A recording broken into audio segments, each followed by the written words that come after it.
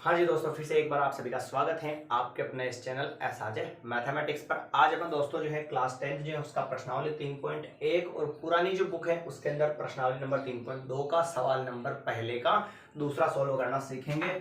और उम्मीद करता हूँ कि आपको जो ये सवाल है अच्छे से एकदम एक ही बार में जो है समझ में आ जाएगा। और अगर साथ ही आप अपने चैनल पर नए हैं तो अपने इस चैनल को सब्सक्राइब करना ना भूलें और साथ ही साथ अपने दोस्तों के साथ इस क्लास को ज़्यादा से ज़्यादा शेयर करें। ठीक है दोस्तों, तो बिना समय को वेस्ट किए अपन बात करते हैं सवाल नंबर पहले के दूसरे की। सवाल नंबर पहला जो है उसका दूसरा क्या कह रहा है उसको आप ध्यान से सुनिएगा और फिर अपन आंसर की बात करेंगे। 5 पेंसिल तथा 7 कलमों का मूल्य कितना है? 50 है। 5 पेंसिल, तो यहां पर लिखूंगा मैं जैसे कि पेंसिल, और फिर किसका नाम आया? कलम का, और फिर किसका नाम आया? मूल्य का। इन तीनों चीजों का नाम अपने सामने आया है। पेंसिलें कितनी है? 5 पेंसिल 7 कलम, इनका मूल्य कितना है? 50 रुपया है। 5 पेंसिल 7 कलमों का जो मूल्य है वो कितने रुपये हैं? 50 रुपए हैं। तो अपन ने इसको क्या कर दिया, यहां पर लिख दिया। फिर दूसरी स्थिति में क्या कह रहा है? 7 पेंसिल और 5 कलमों का मूल्य। 7 तो है पेंसिल और 5 क्या है? कलम, और इनका मूल्य क्या है? 46 है। ठीक है, तो एक पेंसिल और एक कलम का मूल्य क्या होगा, ज्ञात कीजिए। यहां तक कोई दिक्कत नहीं है। फिर देखना आप ध्यान से, इसको अपन कैसे सॉल्व करते हैं। लिखेंगे माना कि पेंसिल का मूल्य, माना कि पेंसिल का मूल्य क्या मान लेंगे? x, और कलम का मूल्य क्या मान लेंगे अपन? y। पेंसिल का मूल्य तो मान लिया x और कलम का मूल्य क्या मान लिया? y मान लिया। अब बात करते हैं, देखना पहली स्थिति जो है उसके अंदर बात करेंगे, पहली जो लाइन है ना उसके अंदर बात करेंगे। पेंसिल कितनी है? 5, और पेंसिल का मूल्य कितना है? x, तो क्या हो जाएगा? 5x। और कलम कितनी है? 7, और कलम का मूल्य कितना है? y, तो क्या हो जाएगा? 7y। और दोनों के मूल्य को जोड़ूंगा कितना आ जाएगा बराबर में? सर दोनों के मूल्य को जोड़ने पर कितना आ जाएगा? 50। ये हो गई इक्वेशन नंबर फर्स्ट। कोई दिक्कत है क्या इसके अंदर? दूसरी इक्वेशन है 7, साथ में x लगा दिया प्लस 5 और साथ में y लगा दिया और बराबर में क्या लिख दिया? 46। समीकरण नंबर क्या हो गई? 2 हो गई। अपन ने x और y क्यों लिखा आपको पता होगा कि कभी भी जैसे एक पेंसिल का मूल्य x है तो 5 पेंसिलों का क्या होगा? 5x, और एक कलम का मूल्य y है तो 7 कलमों का मूल्य क्या होगा? 7y, और दोनों के मूल्य को जोड़ूंगा तभी तो कुल मूल्य 50 आएगा। उसी तरीके से 7 पेंसिलें हैं तो एक पेंसिल का मूल्य x है तो सातों का क्या हो जाएगा? 7x, सातों को 7 मारूंगा, वो वाला डायलॉग है ना। तो एक पेंसिल का मूल्य x है तो 7 का कितना हो जाएगा? 7x, और एक कलम का मूल्य y है तो 5 का कितना हो जाएगा? 5y, और दोनों के मूल्य को अगर अपन जोड़ेंगे तो कितना आ जाएगा? 46 आ जाएगा। इक्वेशन नंबर फर्स्ट भी बन चुकी है और इक्वेशन नंबर क्या बन चुकी है?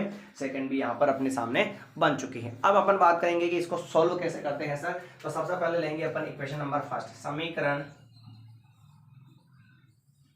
1 से 5x प्लस 7y बराबर में क्या है? 50।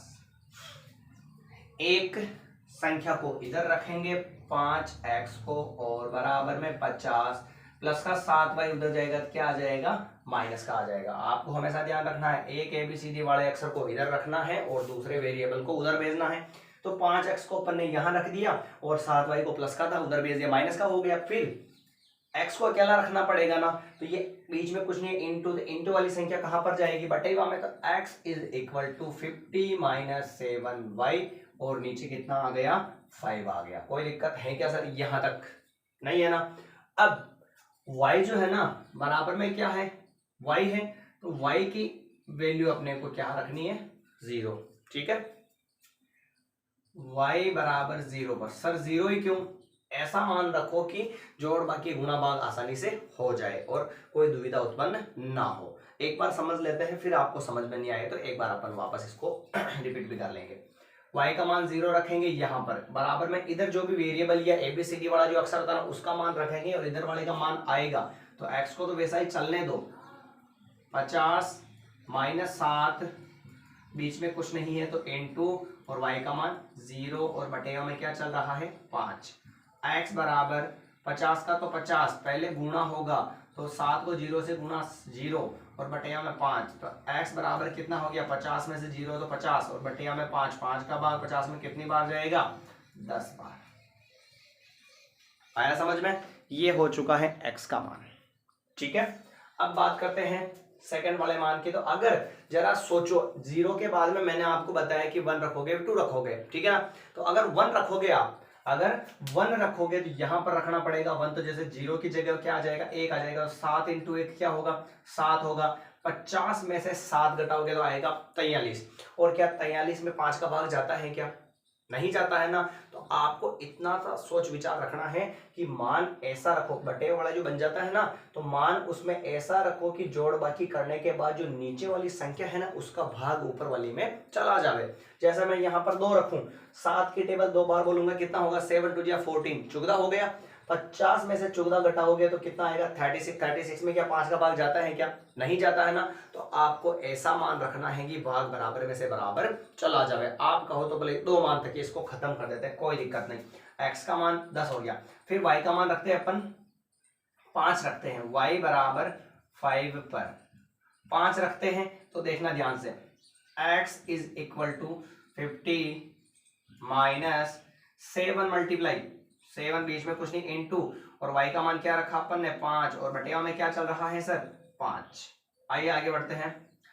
50 x बराबर 50 माइनस 7 की टेबल 5 बार बोली कितना हो जाएगा 35, और बटिया में कितना चल रहा है 5 चल रहा है। x बराबर 50 माइनस 35 का तो 35 बटेवा में 5, x बराबर 50 में से 35 जाएगा तो कितना बचेगा सर? 50 में से 35 जाएगा तो सर लीजिए 15 बचेगा, और बटिया में कितना बचेगा सर 5 बचेगा। 5 से इसको डिवाइड करो तो x का मान कितना हो गया 5 3 या 15। कोई यहाँ तक दिक्कत हो तो आप बता सकते हैं, कोई दिक्कत नहीं है। ये पहली इक्वेशन सॉल्व हो गई। अब इसका बक्सा बनाएंगे अपन, यानी कि बॉक्स बनाएंगे कि वैल्यू अपन ने क्या क्या निकाली, x और ये रखा y का मान कितना रखा 0, तब x का मान कितना आया 10, y का मान कितना रखा 5, तब x का मान कितना आया 3 आ गया। ठीक है सर। तो पेंसिल का मूल्य, पेंसिल थी 5 और कलम थी 7, तब मूल्य था 50। तो 5 पेंसिलों का मूल्य क्या हो जाएगा 5x, और 7 कलमों का मूल्य क्या हो जाएगा 7y। दोनों के मूल्य को अगर अपन जोड़ेंगे तो कुल मूल्य बराबर वाला आ जाएगा। वैसे ही 7x और 5y बराबर क्या आ जाएगा 46। पहली इक्वेशन अपन ने उठा ली, x और y दोनों ही साथ में है, उनके गुणा में संख्या दे रखी है। पिछले सवाल में संख्या नहीं थी इसलिए किसी को भेज दिया, प्लस के 7y को इधर भेजा, किसमें आ गया माइनस में, फिर इंटू वाला 5 भी भेजना पड़ेगा तो बटेगा में आ गया, इधर x अकेला हो गया। ठीक है, इधर जो भी वेरिएबल यानी ABCD वाला आंसर है उसका मान 0 1 2 3 कुछ भी रख सकते हैं, पर अपन ने फिक्स किया था पहले सवाल में कि 0 1 2 रखेंगे सर, पर उसके गुणा में कुछ नहीं था। इसके अंदर बटेगा में संख्या चल रही है। बटेगा वाले सवाल के अंदर आपको विशेष तौर पर ध्यान रखना है कि ऐसी वैल्यू यहाँ पर पुट करनी है या रखनी है कि नीचे वाली संख्या का वापस ऊपर वाली में क्या चला जावे, भाग भी चला जावे। तो x बराबर बराबर 50 50 माइनस माइनस 7 और इंटू y का मान 0 और बटेगा में 5 का 5, 50 के तो 50 माइनस माइनस 7 इंटू 0 0, 50 में से 0 गया तो 50 और बटेगा 5, 5 का भाग 50 में 10 बार गया। ठीक है, फिर y का मान अपन ने 1 2 3 4 नहीं रखा, क्यों? क्योंकि यहाँ पर रखेंगे तो 7 से गुणा करवाने के बाद 50 में से घटाएंगे और घटाने के बाद जो आंसर आएगा उसके अंदर 5 का भाग नहीं जा रहा, इसलिए अपन ने वो मान नहीं रखा। ठीक है ना। फिर y का मान कितना रखा अपन ने 5 रखा, तो सर x का तो ये x बराबर बराबर 50 50 माइनस माइनस 7 7 और बीच में कुछ नहीं इंटू, और y का मान 5 और बटे हम क्या रख दिया 5, 5 का तो 5 रख दिया सर, तो 50 का 50 रख दिया, माइनस का माइनस, और 7 के टेबल 5 बार बोली 35 और बटे में 5, 50 में से 35 घटाया तो ये आ गया अपने पास 15, और बटे में जो है कितना हो गया 5। मैंने इसको डबल बार दिया, कोई दिक्कत नहीं।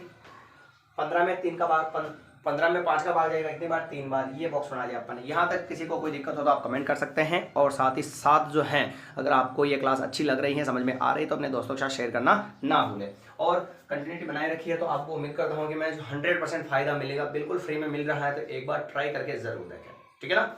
ये पहली इक्वेशन हो गई सर। अब दूसरी इक्वेशन को सोल्व करना अपने को, अब दूसरी इक्वेशन को सोल्व करना है। ये तो थी जरा पहली इक्वेशन। अब दूसरी इक्वेशन है 7x प्लस 5y बराबर 46, 7x प्लस 5y और बराबर में क्या आ जाएगा 46 आ जाएगा। तो इसको भी अपन सोल्व करके देख लेते हैं, बहुत ही आसान है।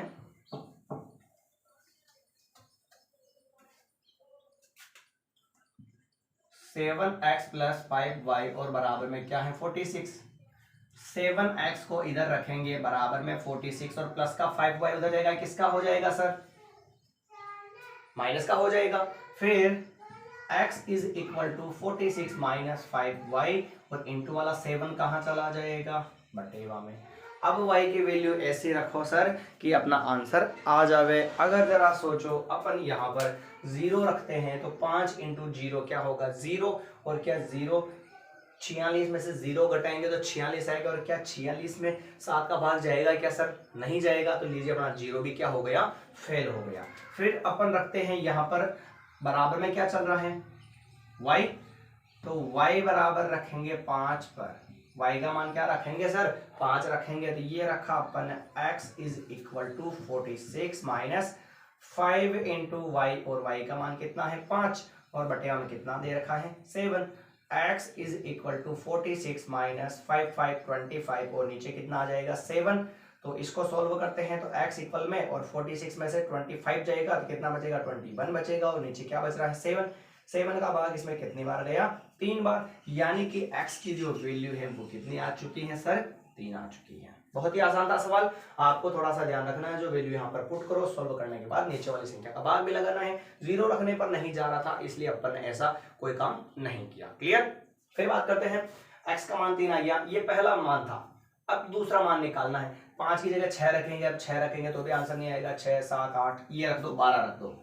हमें कैसे पता चलेगा सर कि 12 पर ही आएगा, तो वो तो थोड़ा सा आपको सेंस का यूज करना है और यहाँ पर सोल्व करके एक बार हमें थोड़ा सा देखना भी पड़ेगा, क्योंकि सोल्व करने के बाद 7 का भाग जाना बहुत ही जरूरी है।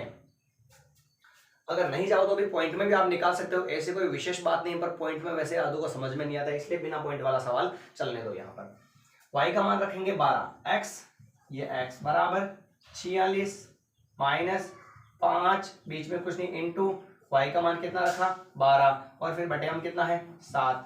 x बराबर 46 माइनस 12 के टेबल 5 बार ये 60 और बटे हम कितना हो गया 7। x बराबर ये घटाए कितना आ गया बड़ी संख्या माइनस की तो माइनस और ये 14 और नीचे 7 भाग लगा दो, इसके अंदर कितना आ गया माइनस का 2 आ गया। मैंने कहा था आपको कि 2 पॉइंट तक की काफी है, फिर आगे ना भागो तो भी चलेगा, कोई बात नहीं। 3 आंसर निकालोगे तो अपने को आंसर की जांच करना आसान रहेगा कि भाई आंसर सही आ रहा है या नहीं आ रहा है ना। पर अब इसमें वैसे ज्यादा हो रहा थोड़ा, तो इसको यहीं तक छोड़ देते हैं ना, x और ये y। x का मान जरा देखो, y का मान जब अपन ने 5 रखा तो x का मान कितना आया 3 आया। जब y का मान अपन ने 12 रखा तो x का मान कितना आया माइनस का 2 आया। कोई प्रॉब्लम है यहाँ तक? ये तीनों मान रख लिए अपन ने। अब अपने को बनाना है ग्राफ। ग्राफ बनाना सभी को आता है, आपको बनाते कैसे हैं 2 4 6 8 10 12 ऐसे 2 2 का अंतर ले लो आप, ऐसे ही बनाना बताया था मैंने पहले सवाल के अंदर। तो वो ग्राफ आप बना सकते हो आराम से, कोई दिक्कत है क्या इसके अंदर? नहीं है। अगर एक डिब्बे में हर बार आप 2 2 का पैमाना लेते हो तो 1 सेंटीमीटर बराबर 2 इकाई, 1 सेंटीमीटर बराबर 2 इकाई हो जाएगा, कोई दिक्कत नहीं है। इसे क्लियर है? तो ये था आपका पहला सवाल, जो मैं उम्मीद करता हूं कि आपको अच्छे समझ में आ चुका होगा। और नई क्लास के साथ मिलते हैं अपन अगले सवाल में, और इसी को जो है इसी चैप्टर को अपन अच्छे से जो है आपको समझाने का प्रयास कर रहे हैं। और आप भी जो है अपनी कंटिन्यूटी यहाँ पर बनाए रखिए, तो 100% गारंटी देता हूँ कि आपको बिल्कुल फ्री जो मिल रहा है वो भी आपके लिए क्या होगा फायदेमंद होगा, और आप जो है इधर उधर दौड़ने के बजाय आराम से पढ़ सकते हैं इस चीज को। मिलते हैं अगली क्लास के अंदर। और हाँ, अगर आपके साथ में कोई 9th क्लास का भी है तो उसको भी शेयर करें, क्योंकि बहुत ही जल्द जो है अपन 9th क्लास के वीडियोस भी यहाँ पर डालने वाले हैं।